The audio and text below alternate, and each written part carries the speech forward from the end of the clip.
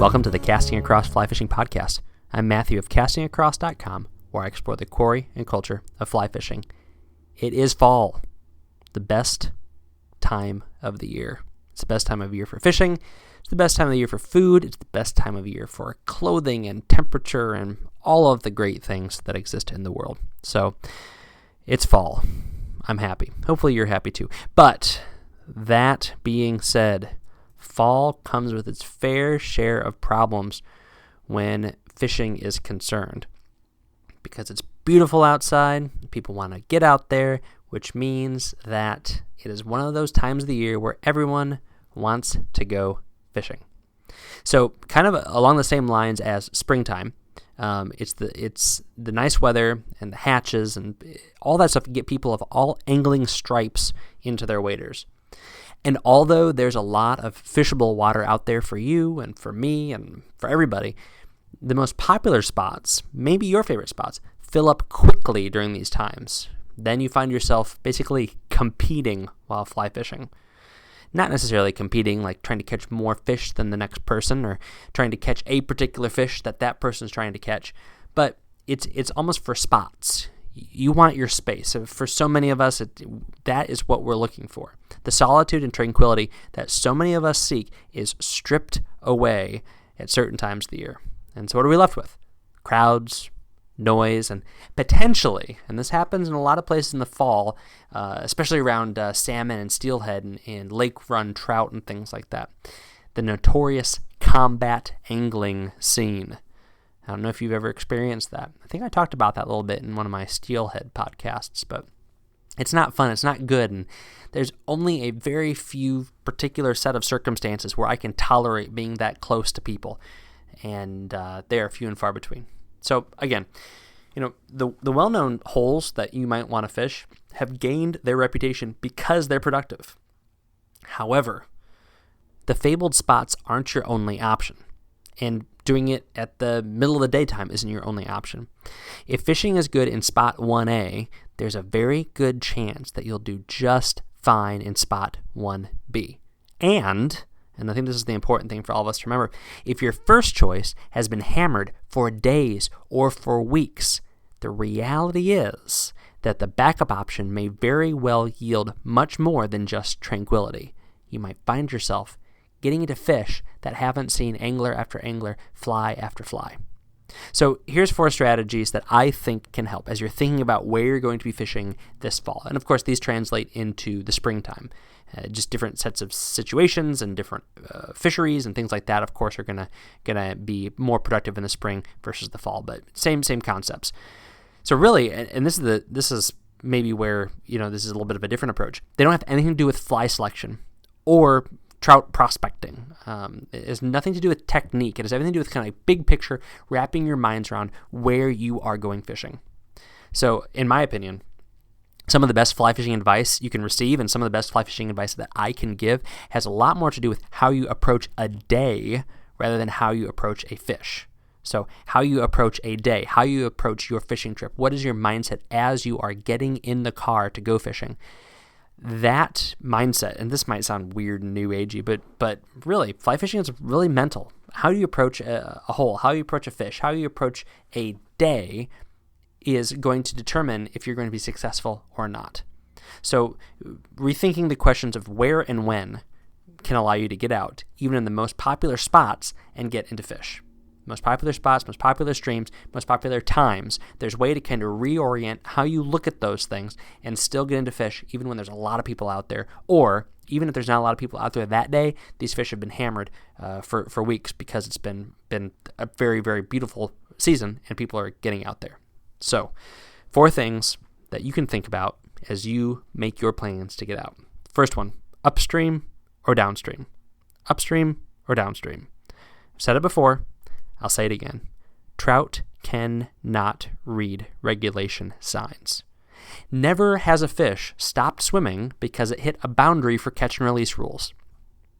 But anglers, on the other hand, in my experience, most anglers treat these signs and cables, dangling across the stream with a little sign on it, and highlighted areas on maps like electric fences.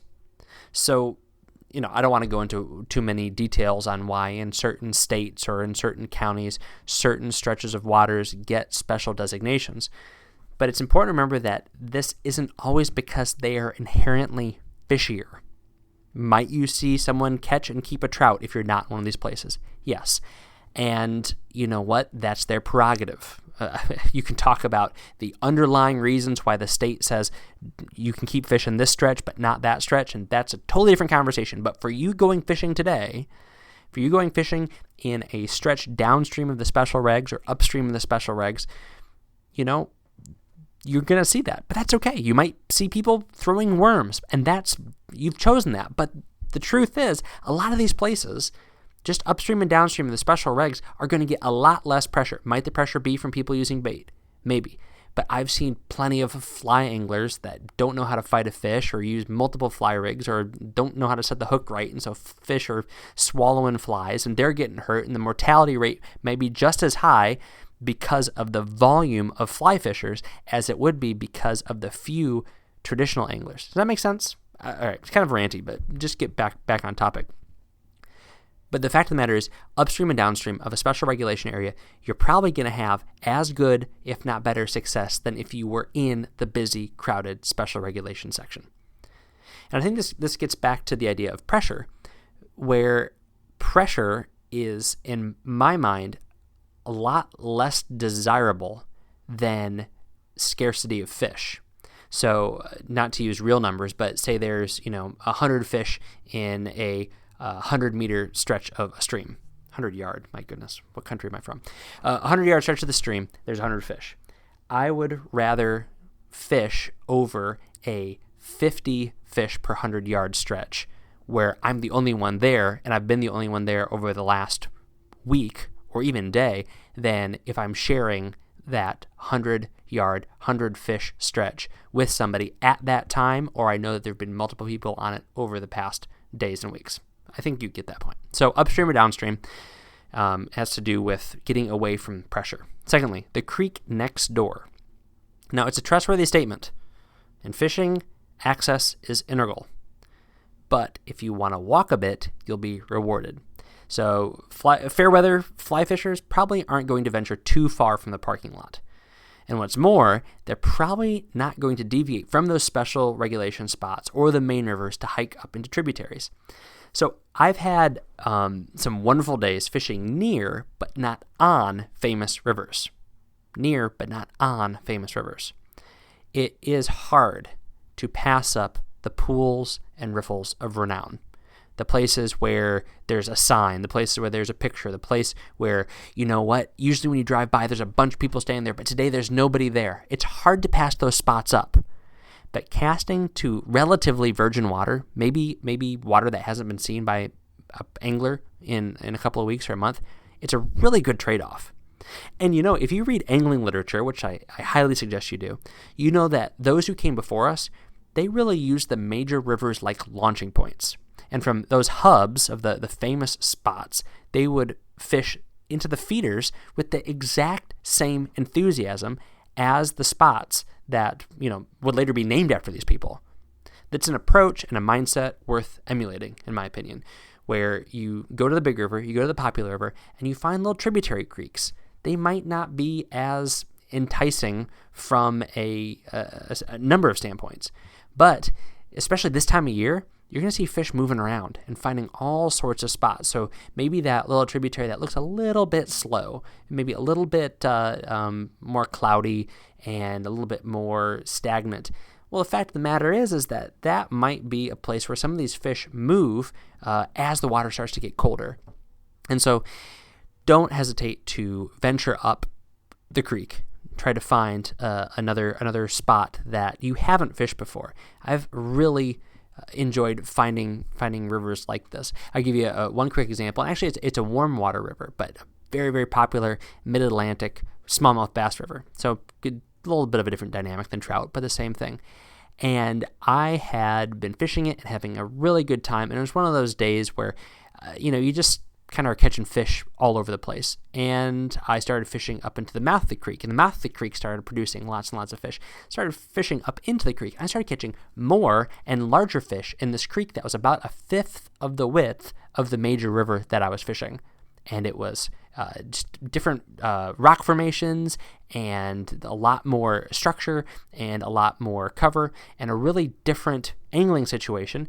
And I had just as much fun, if not more, on that little stream. And in fact, in times since, I've made it a point to go to that spot so I could fish that stream in conjunction with that larger river. And I've had the same experience on trout rivers too, where you fish these little tiny tributaries and you're thinking, I drove all this way to fish this big river and now I'm fishing this tiny little creek. But, there's going to be fish that for whatever reason, whether it be they found a little bit of cover or they found a food source, they're going to be up in those little creeks. And that's a real fun surprise. All right. So the first thing was go upstream, go downstream. Second thing was to go to the creek next door. And the third thing I mentioned before, getting warmer. So like I said, sometimes you'll see tributaries or you find other rivers that they're maybe normally warm water fisheries, but depending on where you live in the country, some of these warm water fisheries throughout the summer, they begin to transition over. And the fish that were maybe seeking thermal refuge up in the small feeder creeks, they will find their way down into the larger, traditionally warmer streams. I have a friend who fishes in a really rural county in Pennsylvania, and some of the biggest fish he's caught are not in trout rivers. It's in a muddy rock bass river. But these fish live in who knows where throughout the year, in tiny trickles, tiny little spring seeps that probably are on farmers' property that nobody has access to. They might swim through a little culvert into a pool that opens up that's in the woods that nobody knows about. But then, as soon as the fall hits and they're able to swim down into that main river, they take advantage of it because that's where the food is and that's where they can move around. That's where they can see their other trout friends.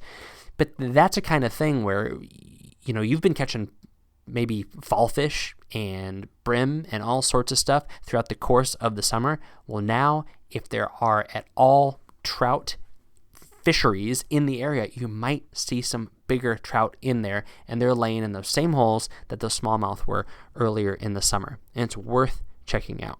So look at those quote-unquote warm water rivers.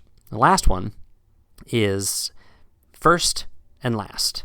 So if you can be there first or you can be last, then you might get into the fish. So if the three previous approaches sound appealing, but they're not tempting enough to keep you off of your popular, albeit favorite stretch, there's another option. And all it does is involve getting up really early or staying out really late. Everyone knows that being the first one on the water has its advantages. And chances are, if you're up early enough, you can work through at least a few runs before you begin bumping into other anglers. And at that point, as the stream fills up with more fly fishers, you can employ one of the aforementioned strategies that I brought up for the middle of the day, and then head back to that original stream for sundown. So at that point, the pressure will back off, but some of the more nocturnally inclined fish will come out for the first time. And so what you'll get then is, if you do what I just said, you're there early, you go somewhere else in the middle of the day, you come back at night, you'll get the best of all three worlds. You'll get those morning fish that maybe didn't get hit that morning or previous mornings because there wasn't anybody out at first light. You'll get to do what I've been talking about as far as looking at the warm water streams or trying other tributaries or just trying different spots. But then also you'll come back and you'll be able to fish in the evening. And you can really fish into the evening pretty safely until the ice starts forming. And even if if you're careful, even then. But there's going to be fish that you're going to be encountering if you're there in the waning and waxing light, that even if somebody's hammering that spot all day long, that you're going to see for the first time because that fish was tucked up underneath the bank. It was in a deep pool above or below where that person was fishing. And now it's going into their feeding lane for the night, and you're going to have access to it either before it retreats for the day or before it comes out for the night. And that is a kind of a fun experience. And I've had that before. And at first you get anxious. Like you come up to the spot and you're like, I know there's going to be a big fish here, but there's somebody in that pool. And without fail, as it starts to get dark and you're just kind of fishing, just goofing around above or below the person, then they start looking at their watch. They take their sunglasses off. They really slow down and head back to their car, and you can go to that spot. And even though they've been hammering that water for hours, the dynamics change. And it's probably not just one fish, probably multiple fish that are going to be moving around. Trout, particularly, all fish truly, but trout in particular, they are moving around throughout the day more than we realize, especially bigger predatory fish. They're not dumb. They didn't get big because they're dumb. So that's just one more way to take advantage of a time of year that is getting a little bit busier. And that daytime, time shrinks in the fall.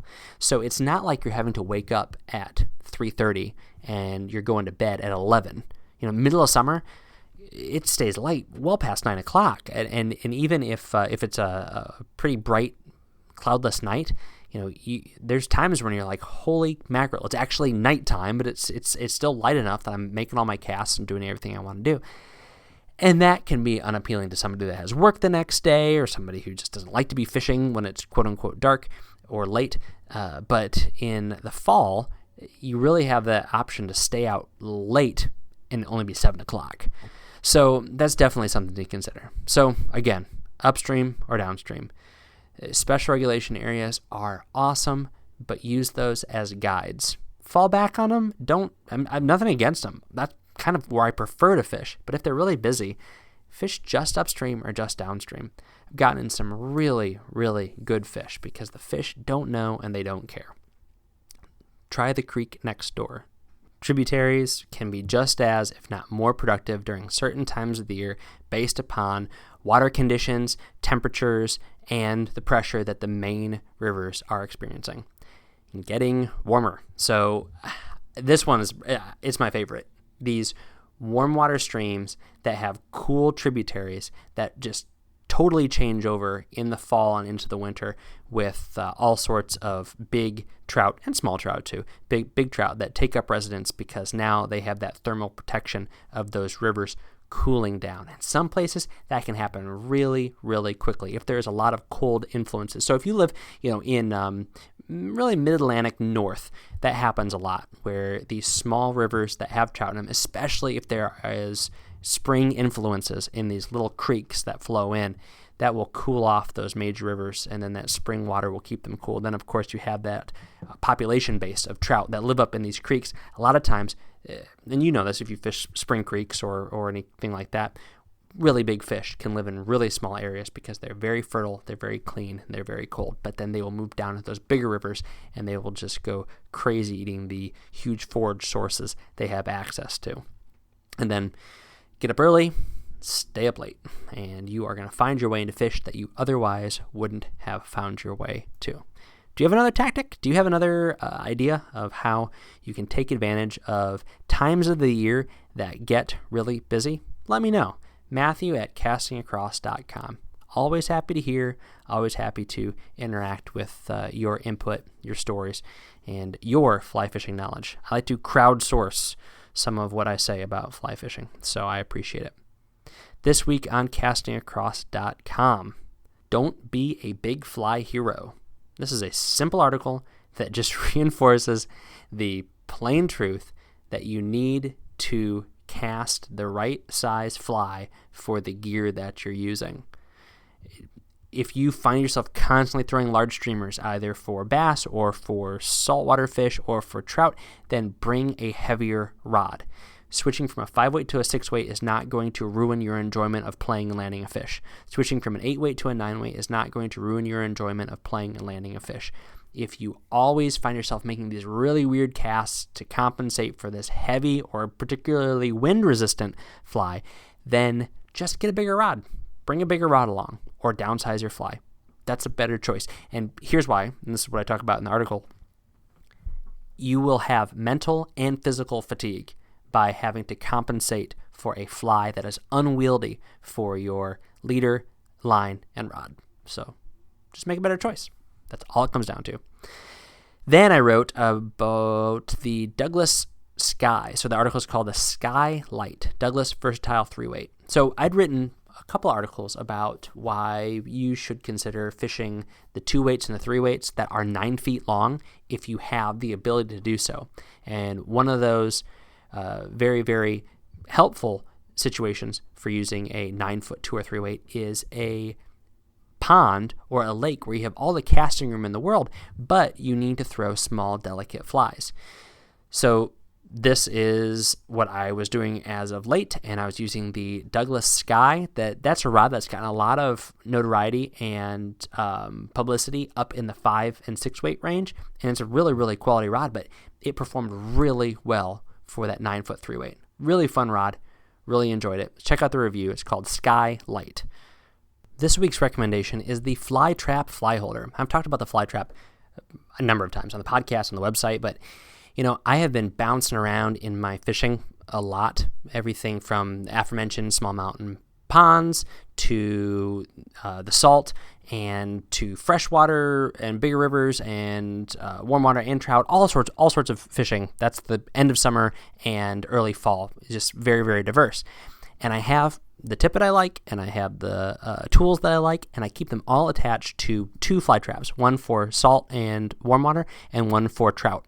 It's the same tools, the same tippet for big rivers and for small mountain creeks. And having them on the fly trap is awesome because I always know where the flies that I'm drying off are, and they're held securely in that silicone. And I always have my favorite tools. I don't have 4 sets of tools. I have 2 sets of tools. I don't have 10 sets of tools. I have 2 sets of tools. And I always know where my good nippers are. They're always attached to my fly trap. I always know where the full floating bottle is, the one that I only use 1 bottle of floating at a time. I don't rotate through multiple ones so that I get myself in trouble because I have an empty bottle out in the stream. And it's always attached to the fly trap. And so I have 2 of these, and they come in 2 different sizes. I will put a link to the fly trap on the show notes of this podcast at castingacross.com. But for less than $15, it is an awesome little device that you can attach on your waders, on your backpack, on your vest, on your sling pack, wherever. And you might have everything you need for a day of fishing that you can attach on this one little accessory. Definitely worth it. Check it out. Thanks for listening to the Casting Across Fly Fishing Podcast. Please subscribe in your favorite podcast app and rate the podcast in iTunes. Then head over to castingacross.com where you'll find more info on this podcast and 3 posts a week on the people, places, and things that go into the pursuit of fish.